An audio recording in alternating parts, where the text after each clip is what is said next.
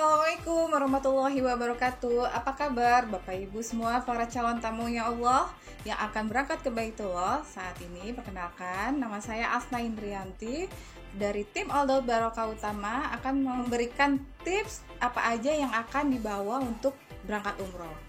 Yang pertama yaitu koper. Koper biasanya kita dapat dari travel. Kalaupun tidak dapat dari travel, kita bawa dari yang ada di rumah aja. Biasanya yang ukuran untuk kita bepergian umroh itu sekitar 22 inch. Nah, kemudian kita harus membawa tas punggung. Setelah itu, ini namanya tas lempang. Nah, tas lempang ini kita pakai untuk bolak-balik. Misalnya kita mau ke masjid atau balik lagi ke hotel, selalu bawa ini. Ini isinya bisa ntar macem-macem ya. Nanti saya tunjukin apa aja sih yang perlu dimasukkan ke dalam koper, masukkan ke dalam tas punggung ataupun tas lempang.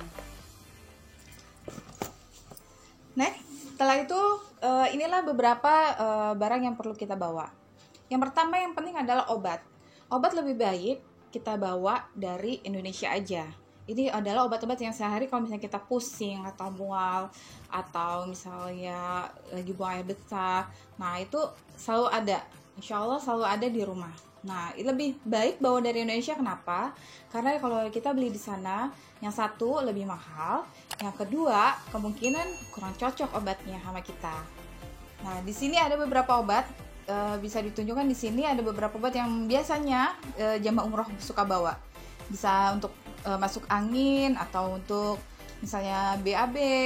Nah, kemudian misalnya radang tenggorokan. Nah, jangan lupa kita selalu siapin vitamin. Vitamin ada habat sauda juga sebagai penambah stamina kita selama di sana. Karena kalau umroh itu biasanya yang diutamakan adalah fisik ya. Fisik kita harus kuat benar di sana. Karena bolak-balik harus ke masjid. Kemudian jangan lupa ini namanya pelembab kulit, karena di sana kalau misalnya cuacanya dingin ataupun panas, kulit kita akan penyesuaian di sana, suka pecah-pecah atau kering, gunain pelembab. Kemudian ada ini juga. Kalau ini adalah pelembab bibir. Pelembab bibir di sana juga butuh nih. Untuk laki-laki perempuan nggak apa-apa kalau yang ini. Nah, obat-obatan ini yang kecil, perintilan kecil ini lebih baik kita masukin di tempat seperti ini, pouch kecil seperti ini supaya mudah ngambilnya. Kemudian di sini ada kaos kaki. Kaos kaki ini kita bawa, kita masukkan ke dalam tas punggung kita. Gunanya ini untuk di dalam pesawat. Di dalam pesawat itu kita akan menuju ke Saudi sekitar 8 sampai 9 jam. Nah, kemudian kalau misalnya di dalam pesawat itu biasanya dingin sekali AC-nya. Jadi kalau nggak kuat jadi harus bawa kaos kaki tebal sama jaket. Jaket kita harus bawa juga ke atas pesawat. Kemudian ada kacamata. Kacamata ini kita pakai kalau misalnya kita city tour di sana. Sana biasanya cuacanya kalau siang hari silau ya, panas. Jadi siapkan kacamata. Kemudian ada masker. Maskernya kita pakai juga, kita bawa ke tas yang di punggung, tas punggung. Ini untuk kalau misalnya di pesawat. Kemudian untuk wanita jangan lupa untuk bawa alat sholatnya, abayanya, kemudian sarung tangan sholat. Nah, sarung tangan sholat ini bisa dipakai kalau misalnya di pesawat kita sholat nih, kita bawa ini nih sarung tangan sholat, jadi nggak usah pakai abaya karena udah pakai kaos kaki kan, udah tertutup, tinggal tangannya aja nih. Nah, kemudian kita jangan lupa bawa hand sanitizer. Nah, hand sanitizer ini kalau misalnya kita mau makan habis dari masjid, misalnya mau jajan, mau beli kebab atau mau nyobain makanan di sana, jangan lupa nih bawa, ini penting. Hand sanitizer. Terus ini ada botol kosong nih, gunanya apa? Nah, botol kosong ini bisa kita isi air zam-zam. Kalau misalnya di sana dalam cuacanya panas, bisa untuk semprot nih buat segerin muka.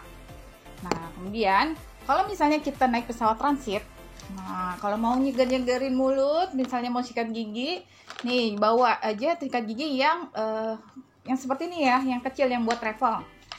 Tuh. Kemudian ada panduan buku umroh, biasanya dapat dari travel. Kemudian buku doa sehari-hari kita, jangan lupa dibawa. Nah, kemudian ada slayer. Slayer ini penting. Slayer ini selalu kita bawa di sana karena ini untuk mengetahui grup kita mana sih. Kalau misalnya kejauhan, kita ketinggalan rombongan, kita bisa tahu nih, oh kita grup kita di sana tuh. Nah, ini penting banget nih slayer. Kemudian ada ID card. ID cardnya juga dibawa selalu kemanapun. Nah, ini karena isinya penting banget di sini itu. Kalau misalnya kita tersesat, di sini ada nomor leader kita, mutawif, dan nama hotel kita. Nih. Kemudian ada gembok untuk gembok koper. Kemudian ada pita. Pita ini adalah untuk misalnya kita mau membedakan ciri khas, karena misalnya kopernya sama semua nih, untuk mencirikan biar tahu oh koper kita dari jauh tuh ini pakai ini aja. Pakai pita, boleh berwarna-warni, boleh warna apa aja. Kemudian power bank. Kemudian nih botol kosong. Nah, botol kosong ini kita bawa di tas punggung kita karena kalau kita misalnya mau masuk ke dalam ruang tunggu di Bandara Soekarno-Hatta itu biasanya kita nggak boleh bawa cairan di atas 100 ml. Nah, jadi solusinya bagaimana? Kita bawa botol kosong, kemudian nanti pas waktu saat di ruang tunggu itu kita udah masuk setelah selesai imigrasi, kita di ruang tunggu. Nah, botol kosong ini kita bisa manfaatkan, kita isi ulang. Di situ ada tempat untuk isi botol kosong. Terus jangan lupa bawa Al-Quran. Kalau misalnya boring nunggu kita panggilan penerbangan kita bawa Al-Quran. Kemudian alat tulis. Kemudian alat tulis ini penting, walaupun simple tapi biasanya kita mungkin ada suatu apa harus dicatat. Nah, kemudian ini sarung koper. Nah, misalnya biasanya kalau misalnya yang umroh hemat tidak menggunakan koper masing-masing. Jadi solusinya biar semuanya seragam yaitu pakai sarung koper. Gitu. Nah, untuk laki-laki jangan lupa kalau misalnya pesawatnya itu akan ke Mekah duluan untuk umroh nih, untuk kain ihramnya jangan lupa dimasukkan ke tas punggung juga ya. Tapi kalau misalnya tujuannya adalah Madinah dulu, boleh masuk ke koper. Kemudian bantal leher untuk di pesawat supaya tidak capek juga. Nah, sering muncul pertanyaan nih, lebih nyaman mana sih, pakai sepatu atau pakai sendal kalau misalnya mau umroh? Nah, itu tergantung masing-masing jamaah ya. Ada yang suka nyaman pakai sepatu atau pakai sendal. Itu tergantung jamaah. Jadi boleh sama-sama kenyamanannya yang mana ya, silahkan aja mau pakai sepatu atau sendal sama aja. Jangan lupa untuk membawa alat mandi pribadi. Untuk jamaah wanita, jika lengan bajunya itu lebar, jangan lupa untuk membawa manset agar pergelangan tangannya tidak terlihat dan tetap menutup aurat. Nah, jangan lupa untuk membawa tas serbaguna seperti ini. Tas ini bisa dilipat dan kita taruh di dalam koper yang nantinya akan digunakan untuk membawa oleh-oleh.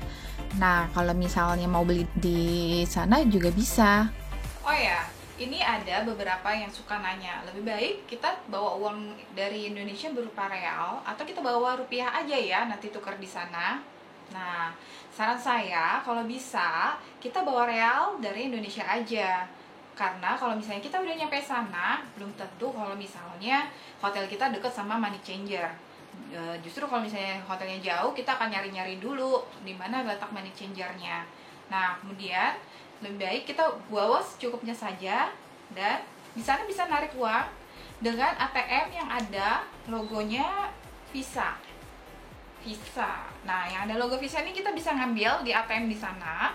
Nah, itu sekali ngambil biasanya ada biaya administrasinya. Nah, sekarang saya mau nunjukin barang-barang yang akan dimasukkan ke dalam koper yang untuk dibagasikan. Berapa sih jumlah baju yang akan kita bawa kalau misalnya untuk umroh? Nah, standarnya biasanya umroh itu berjalan 9 hari. Pulang pergi 2 hari, terus selama di sana adalah 7 hari.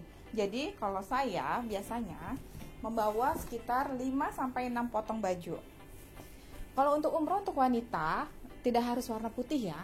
Jadi yang penting menutup aurat, longgar, nggak tidak ketat, gitu.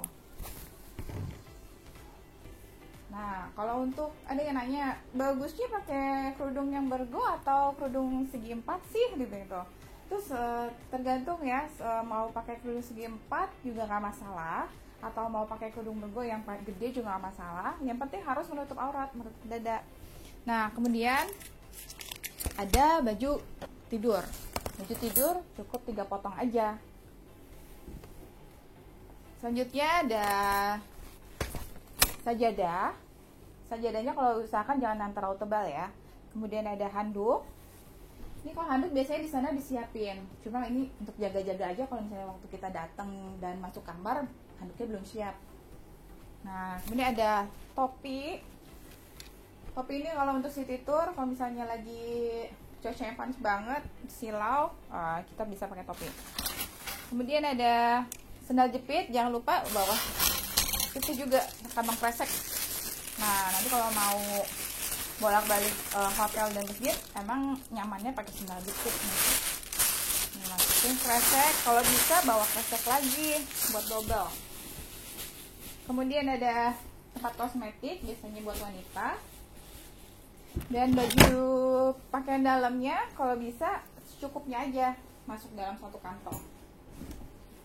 Nah, jangan lupa bawa gantungan, hanger. 2 cukup untuk gantung baju kita. Kemudian untuk wanita jangan lupa bawa panty layers. Ini masker buat ganti-ganti. Nah, kemudian jangan lupa karena di sana itu di hotel di Saudi mereka tuh pakai colokan 3 kayak gini nih. Begini, berarti kita bawa adaptor yang internasional seperti ini.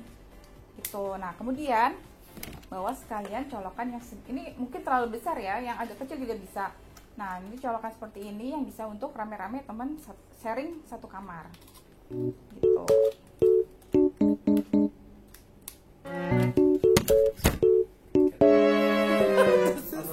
Kesusah.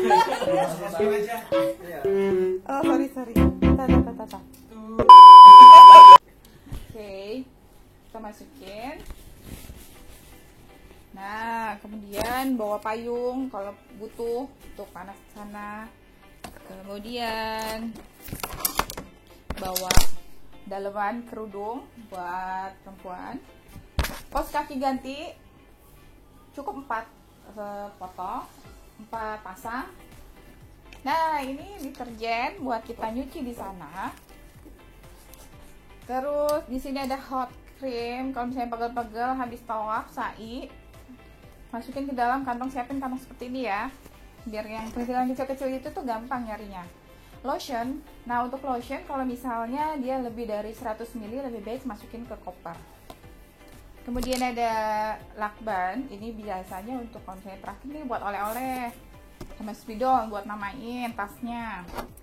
Nah, ini potongan kuku sama gunting itu dimasukin ke dalam koper bagasi ya. Nah, ini jangan lupa juga, ini adalah karet buat ngitung kotoran tawaf.